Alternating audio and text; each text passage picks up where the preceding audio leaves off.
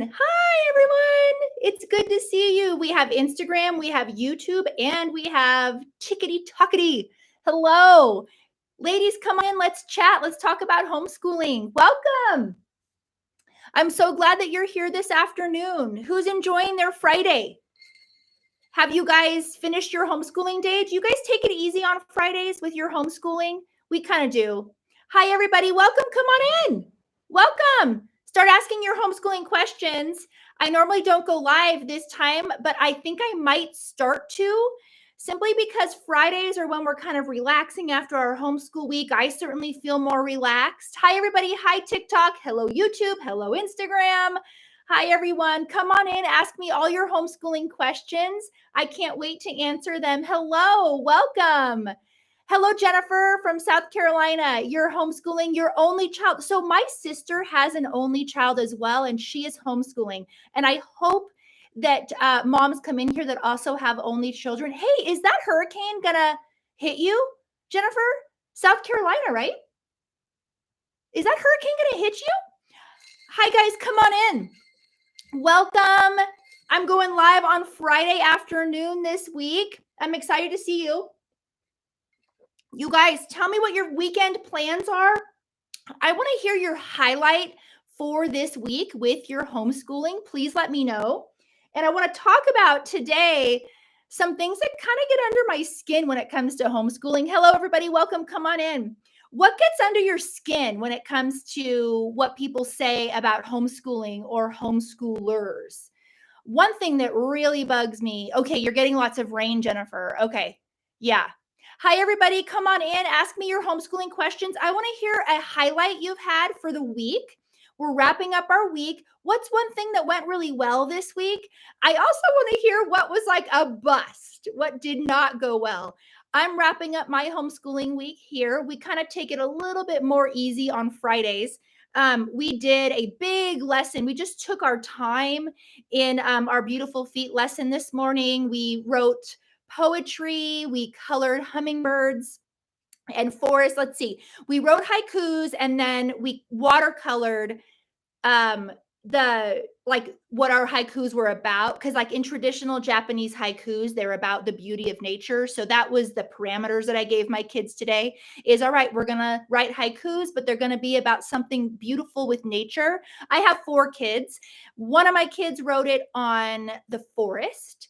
One of my children wrote it about aspens.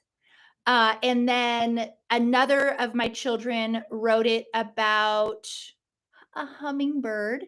And then my 4th child was really struggling because this child wanted to be silly and didn't really want to learn or challenge themselves. And so they were excused from the lesson.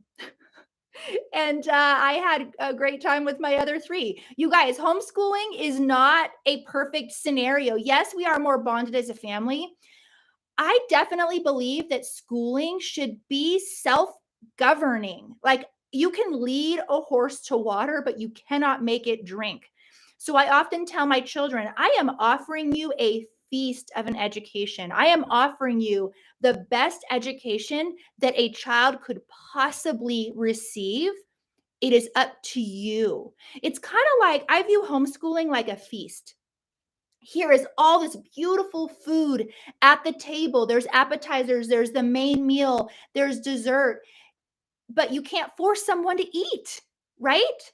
And so that's kind of how I view homeschooling. So one of my kids just wasn't really trying that hard today, wasn't putting in the effort, and they were excused from the lesson, and they were not happy. They realized that I was disappointed.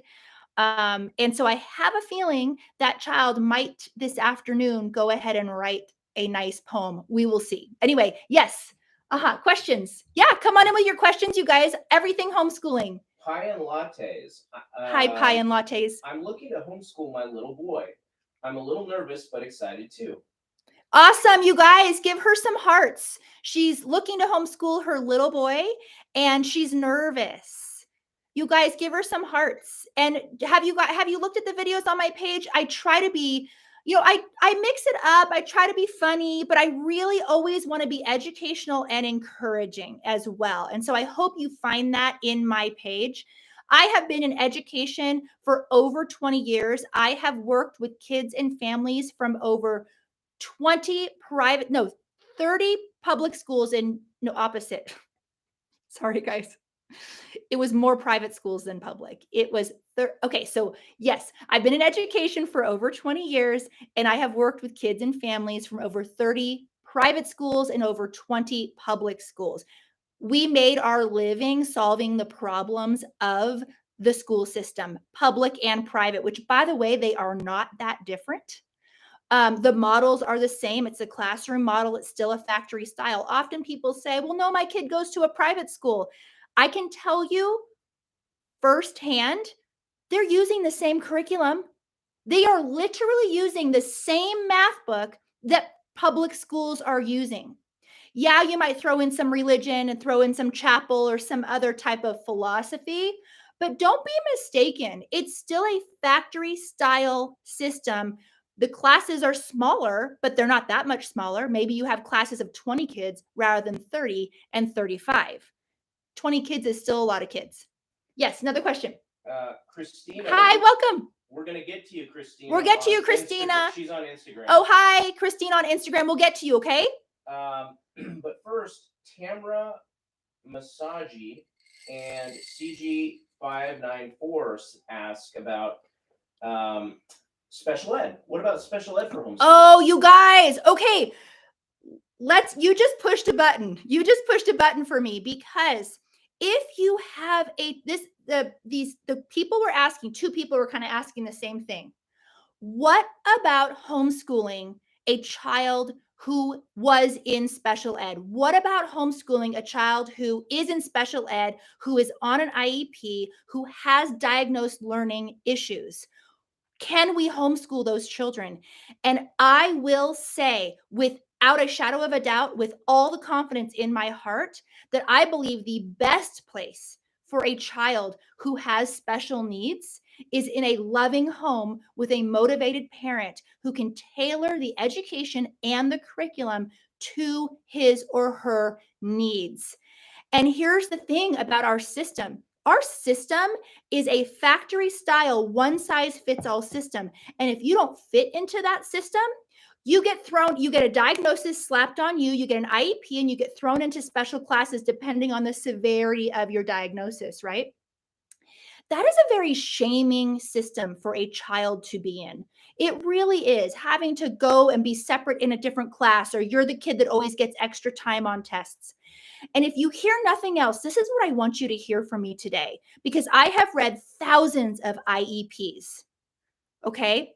I have yet to come across an accommodation on an IEP that cannot be fully executed at home. So your child needs extra time on tests.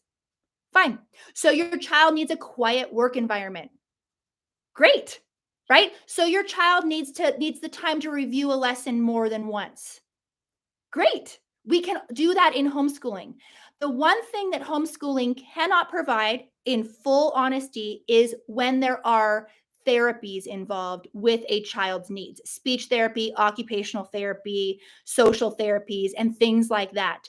But often, those therapies can be found and even covered by insurance by homeschoolers when you go a different route. And sometimes also they can be covered by the school district. So you need to check your state laws to find out if your child has special needs and also needs therapies. Do they qualify for those services that you can get with your tax dollars? And sometimes you can. Yeah. Great questions, you guys. I love these. Okay. Was I thorough enough there?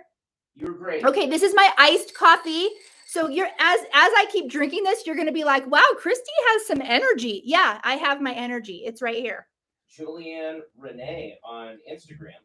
Hi, Julianne. Has a comment here. Retired public school teacher here. You can do this. Yay! I have had my eyes wide open while homeschooling, and I will never go back.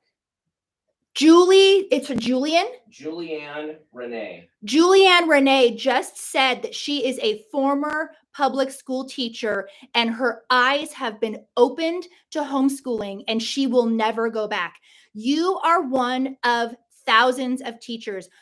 Because I was in education myself and I started out my career as a teacher, I do a lot of teaching posts. Now, what you will find on my page is I never throw teachers under the bus. We go into this profession because we care and we love kids and we want to help. We want a profession that helps people.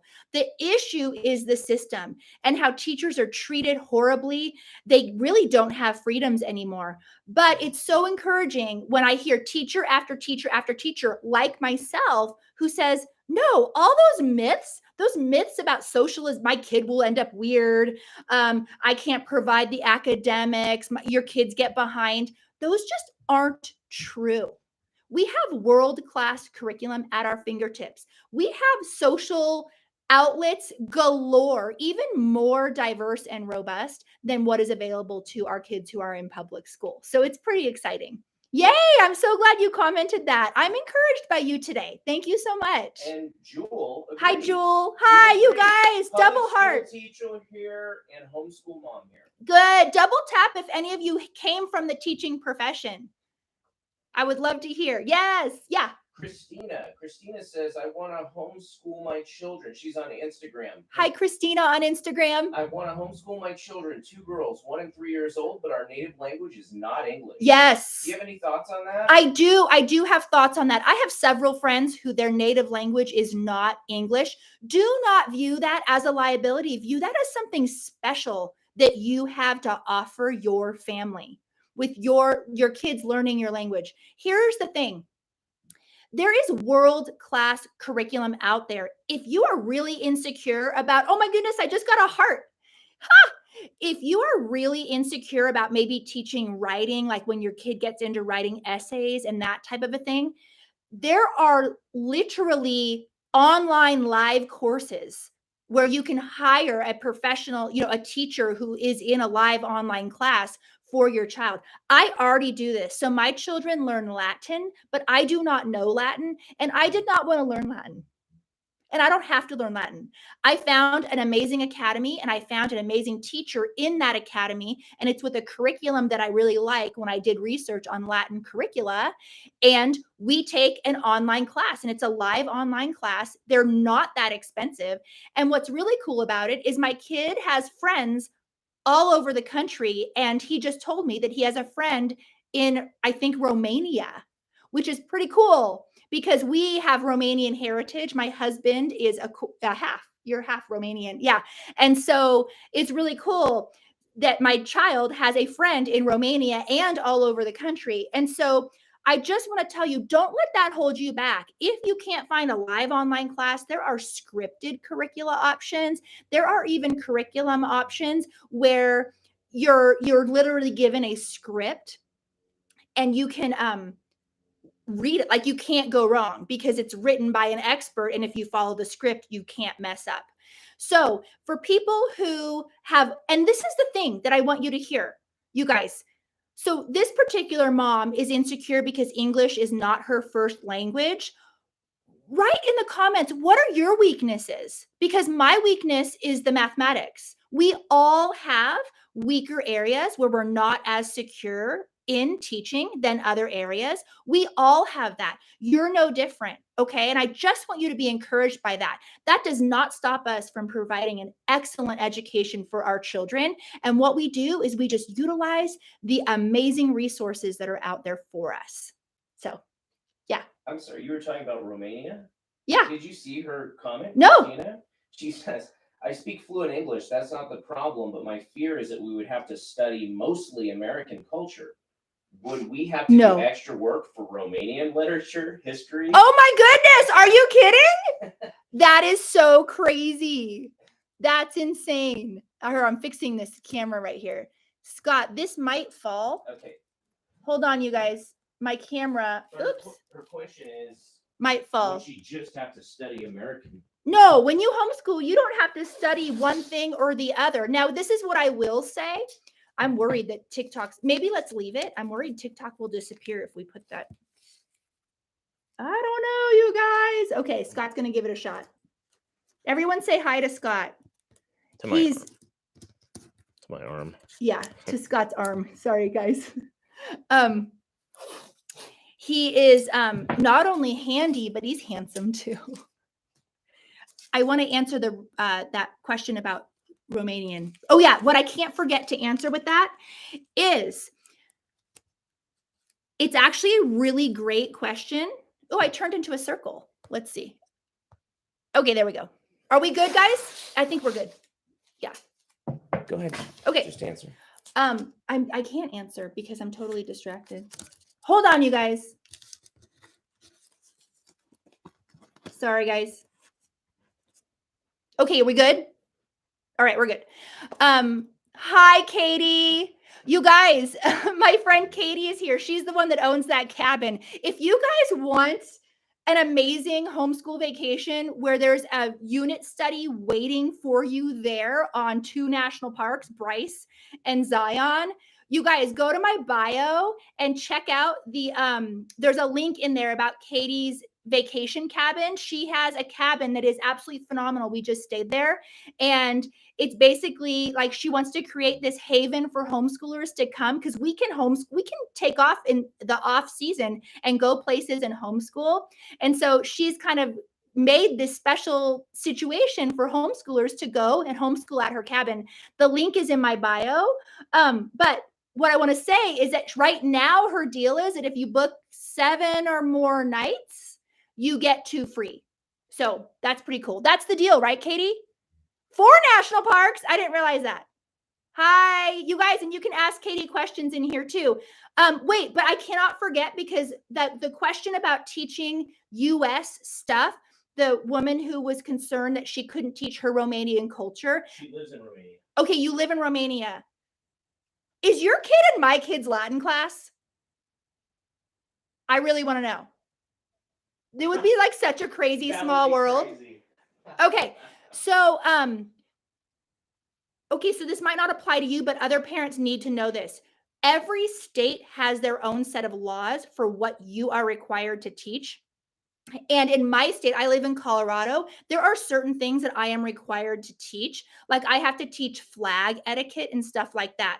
So when you homeschool, you have tons and tons of freedom to really homeschool however you want, but you must homeschool legally, okay? And you must fulfill those requirements.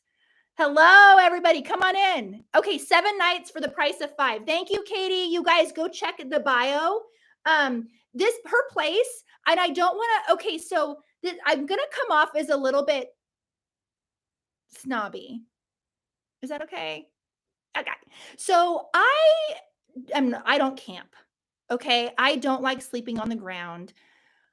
I love nature, and I love exploring nature and going out in nature, and I love going on a beautiful hike, but I like coming back to a really beautiful shower, a nice comfortable bed, and an amazing dinner with wine. That's my idea of a fun vacation. So Katie's place checks every single box, you guys. You have nature like right outside your front door, like hundreds and hundreds of miles of just nature and ATV trails and horseback riding and kayaking. 2 lakes are so close to her place. But yet you come home and you have these beautiful 5-star accommodations, crisp, clean linens. It's just an amazing place. Katie, you've done a great job with it. Because we tend to stay in kind of like nicer places, and hers is like on par with places we've paid $200, $300, $400 more a night for. So Katie is awesome and has done an amazing job. All right.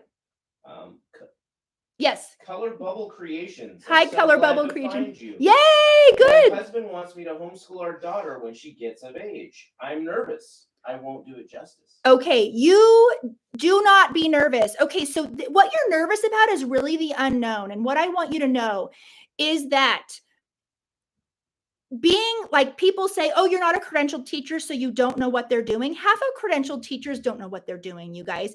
Not only that, but there's such a teacher shortage. Schools are just hiring warm bodies at this point to teach school.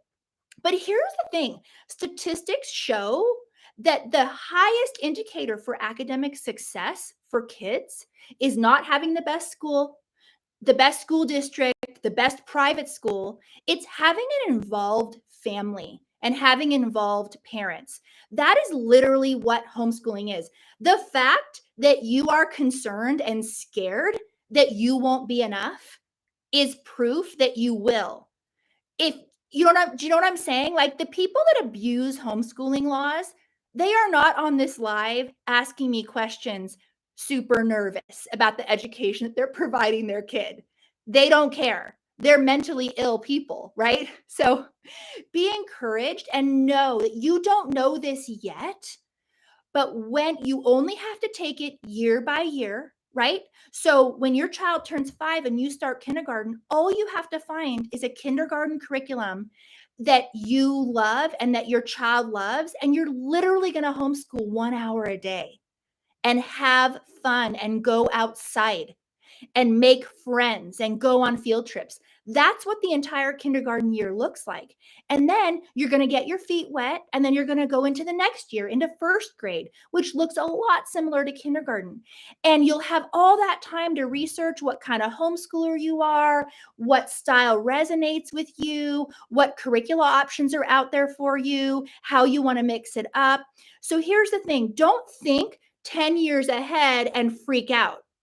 Don't do that. You don't need to. You just need to go 1 year at a time and provide a feast of an education for your child for that particular year.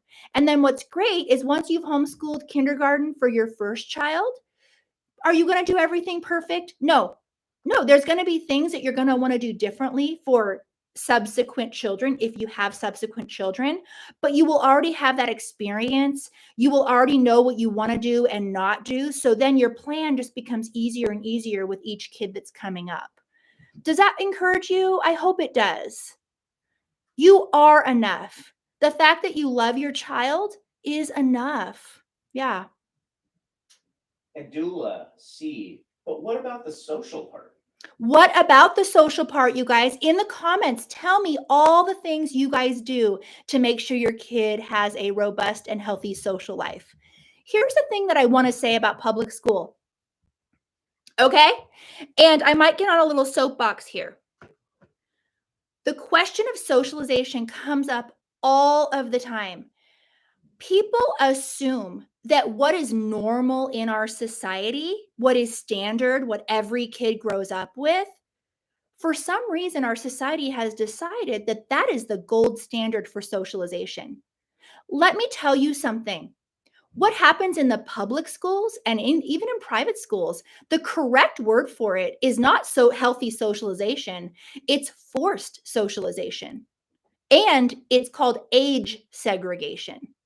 And you can come after me on those two terms, and I will fight back.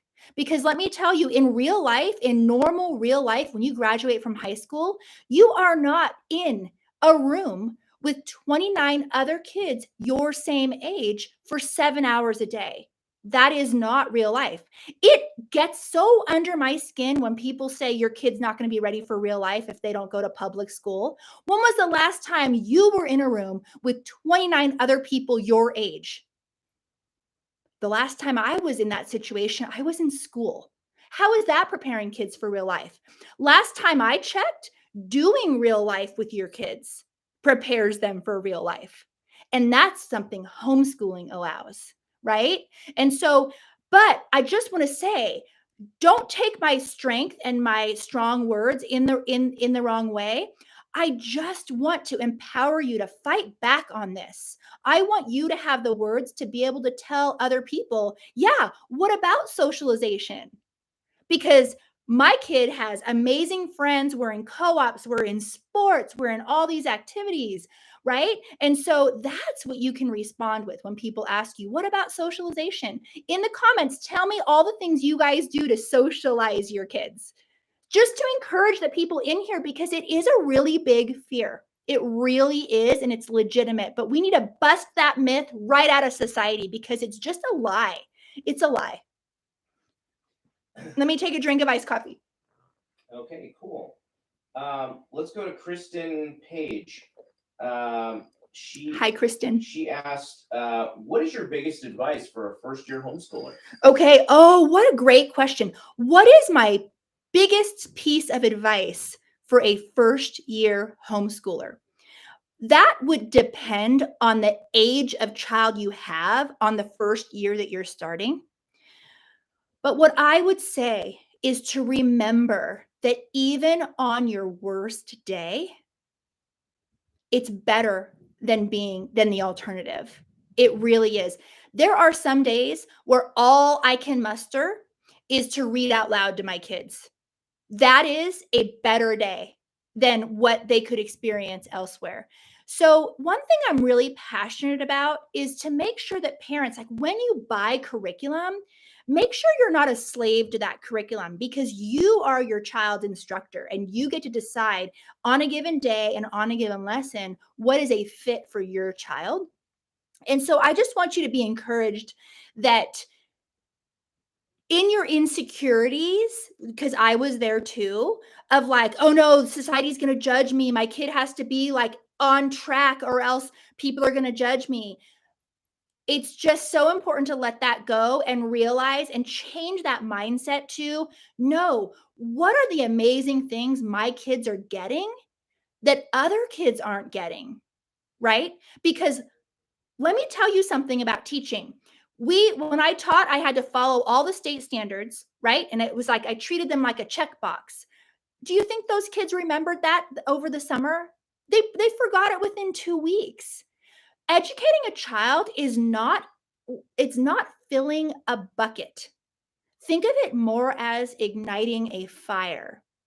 And it should be more skill-based rather than like content being crammed in a kid's head. Because regurgitation is not an education. I want my kids to have critical thinking skills, writing skills, right? I want them to have empathy and love for others. Okay. Sorry, I'm on a track here, but Scott says there's more questions. Yeah, go ahead, babe. No, go ahead. Okay.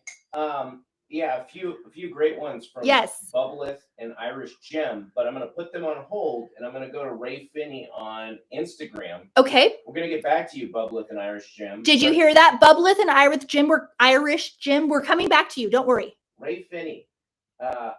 However, question, my gut is telling me we need some time to detox and unschool ourselves. Yes. However, there's a great 2-day per week program starting on Monday I signed up for, and I'm not sure what to do. Yes. Okay. So here's the thing you're going to hear from me about deschooling. I don't necessarily agree with all the writing on deschooling. And the reason why I don't is because I think a lot of it is really unrealistic. So, for example, I am not the type, I'm a pretty academic homeschooler, okay? I'm not the type, because some books tell you you need to deschool 1 month for every year your child was in school. I just don't, I don't agree. And two, what parent's actually going to do that? You're going to be a nervous wreck. So I'm okay if people come after me on this, on the deschooling. I think deschooling is very, very important. You do have to work on your mindset to get off that hamster wheel of the public school system and that factory style education, the one size fits all. You do have to get your mindset out of that. But it is a process, and we grew up in this system. I have been out of it. I had my awakening 10 years ago, and I still fight that urge, right? I'm always deschooling ourselves. And so, no, if you want to not miss out on this amazing 2-day-a-week program, do it. Do it. And just know that, okay, but I still need to work on my mindset. I need to figure out what type of homeschooler I am. Am I going to be a Charlotte Mason homeschooler, a classical homeschooler, an unschooler? Am I going to be more unit study, eclectic, right? You do, and then you can work on that over time. So I mean, my advice is a little bit edgy, and I don't know anyone else who gives this advice, but I'm willing to stand firm on it just because I've been in education for 20 years. It's not helpful to give people advice that no one can actually follow through on. I personally don't know a single parent who could comfortably not school their child 1 month for every year they were in public school. And I wouldn't do it myself. So, this is the thing. You know your heart. You know what your family needs. You need to trust yourself. Okay. Yes. What were those other 2 questions? Okay, yeah, let's go to Irish Jim. How can I create a grading system? Okay, Irish Jim, do you need to? Does your state require? Irish Jim is asking, how do I create a grading system when I'm a homeschooler? And my response is, why do you need one? If your state requires one, then yeah. I mean, and there's templates online.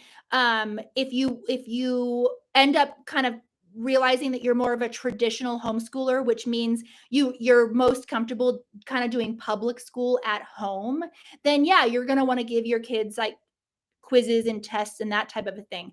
I do not give my kids tests.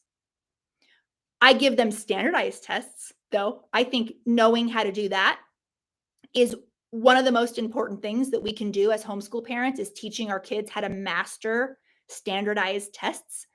But in terms of like spelling tests and that type of a thing, I don't give, even when my curriculum calls for them, I don't do them. I know if my kid can spell that word. I'm sitting right there, She is a ninth grader and not sure if he wants to go back for 12th. Okay. Yeah, you have a 9th grader and you're not sure. So what I would probably do if you have a 9th grader is, and you might send your child back to either public or private school, is you might want to consider going with a program that actually does give grades so that your child can matriculate back. And in my consultations, I actually give that advice quite a bit. I have parents who are temporarily homeschooling because of health issues, or like sadly, like a parent has cancer, and they have to fly to take care of the parent, like meaning the grandparent, and they're going to homeschool for a temporary period of time and then matriculate their child back.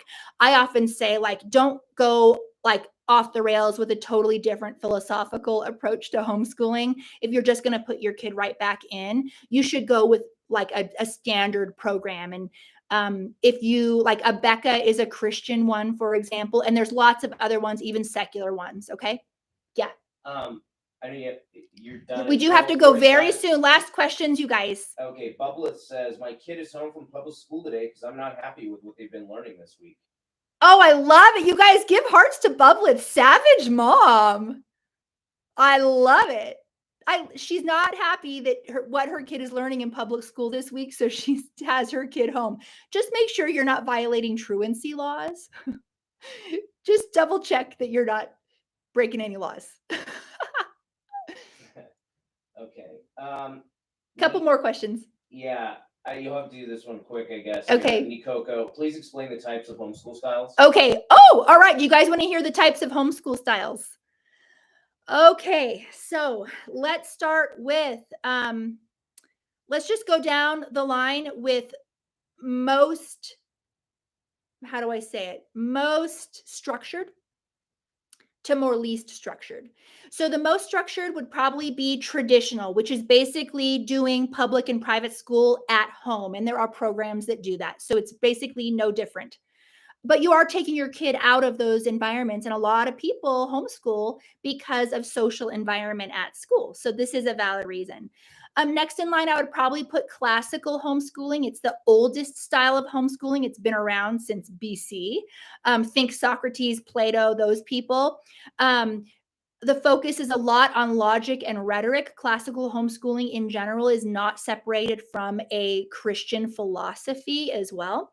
And so your kids learn Latin, your kids learn logic and rhetoric. They learn how to write very early. And it's quite academic, and it's very focused on literature and the humanities. Okay. But it doesn't exclude the math part. It's just very Socratic. Okay. Next, I would probably go with Charlotte Mason. I consider Charlotte Mason a branch of classical. I love Charlotte Mason homeschooling. Lots of focus on nature study. In fact, Charlotte Mason believed that all science in the elementary years should only be focused on nature, meaning your kid doesn't learn uh, like doesn't go through a biology textbook in third grade, for example. Okay. They're outside, they're exploring nature, they're doing nature journals, they're studying birds and that type of a thing. Charlotte Mason also believed, and this is probably the most signature part of the Charlotte Mason homeschooling style, is she believed that you should give your kids living books. I vehemently agree with her on this point, to the extent that I think all homeschoolers, regardless of your style, you should be reading your children living books. In this sense, a lot of the Charlotte Mason curriculum companies, they have you just reading gorgeous books like Beautiful Feet books, which is what I use for history and multicultural studies in my own home. And you have discussions and your kids narrate. That's the third signature of Charlotte Mason homeschooling, is that your children narrate what they have read. Look up what narration is. I don't have time to go into it now, but they're either doing oral or written narrations. Next, I would say is probably unit study. Unit study is more of a homeschooling approach where you take a theme like oceans, and then you incorporate history, science, literature, all of that into a thematic study. That's the simplest way to describe unit study homeschooling. It is so fun. And by the way, you can be a classical homeschooler and do a unit study in the middle of your year. Absolutely. Most people I know are not solely unit study homeschoolers.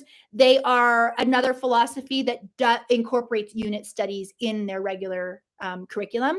The next is eclectic, which is you kind of pick and choose what you like out of all of the styles. That is what I am. I have studied all of the styles and I choose what I like out of them that fits my family. So that is called eclectic. And then the last, the most unstructured, if I was going on a scale, is called unschooling. And that is very child-led. You want to read books like from Peter Gray. And it's very much from the philosophy that children are hungry to learn and they will learn all the time, and they will tell you what they want to learn, and their curiosities should be what is the avenue to their learning. Okay. And so unschoolers, to the extent true unschoolers do not use curriculum. True unschoolers also, like if their kid's not interested in math, do not pressure themselves to teach their kids math. Their philosophy is, my kid will learn math when my kid wants to learn math or needs to learn math.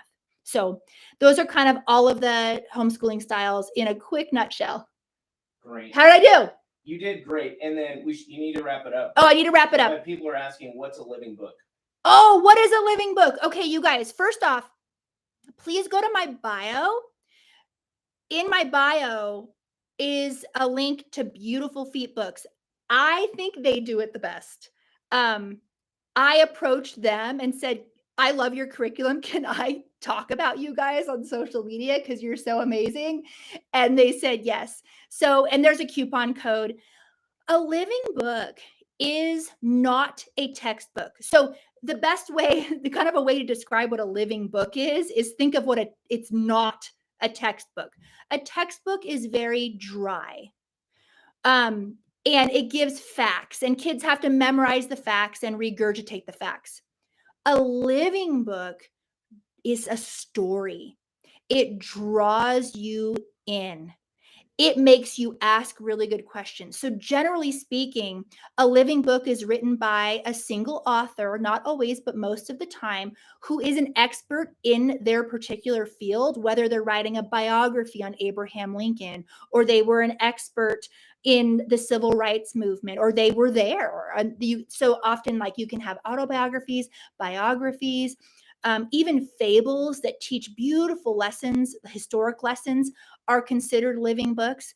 But I would say what I consider, and people define it all differently, but you know it when you see it. You know it when you're reading it. Because one, it is high quality literature. Like we're talking the stood the test of time literature. Like there is a reason why this book is so famous. It's probably a living book.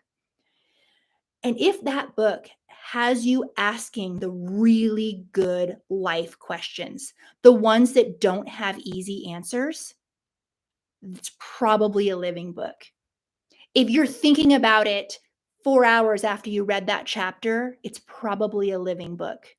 If it sparked a family discussion where you're talking about ethics and empathy and morality and what would you have done in this situation, it's probably a living book. And I love teaching history through living books. I do not use a textbook. I have a master's degree in history, and I refuse to use textbooks to teach my children history. They're useless. Why do we even study history in the first place? We study history to learn from the mistakes of the past. So why would just regurgitating all the reasons for the fall of the Roman Empire just to get an A on a test? How is that actually learning from the mistakes that were made by people in history? It's not. It's just regurgitation for the sake of regurgitation. And I refuse to teach my kids history that way. When we study the Roman Empire, we are going to be pondering, why did that happen? Would you have done it differently? Why did that person feel stuck? Why did they make that decision? Those are the really good questions that we should be asking when we study history. So that's kind of what a living book is. And you got me all excited about it. I'm like sweating over it, which is so exciting. So we have to end on that, on living books. You can always text me, you guys. I am available. My text number is right in my bio. If you want to go, I don't know if Katie is still here, but if you want a beautiful cabin to stay in, I've known Katie for 20 years, and she has a unit study waiting for you on nature and national parks. If you need a break and you just need a vacation, but you don't want to give up homeschooling, you can go to Utah and you can homeschool in her cabin. And she will just welcome you with open arms and beautiful accommodations. And what else? Oh, people are just being so sweet. Oh. Melissa, I'm always sad when your live's in. Oh. Public, thank you. You're so Brittany, sweet. Thank you. Love it. Thank you so much, guys. I really appreciate your encouragement. And I think this is going to be my new live time. I'm deciding between like 11:30, 12:30 on Fridays.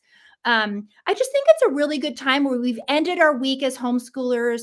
We could use encouragement. Usually Fridays are a little bit lighter days for us. And so I definitely don't feel because remember, I'm homeschooling too.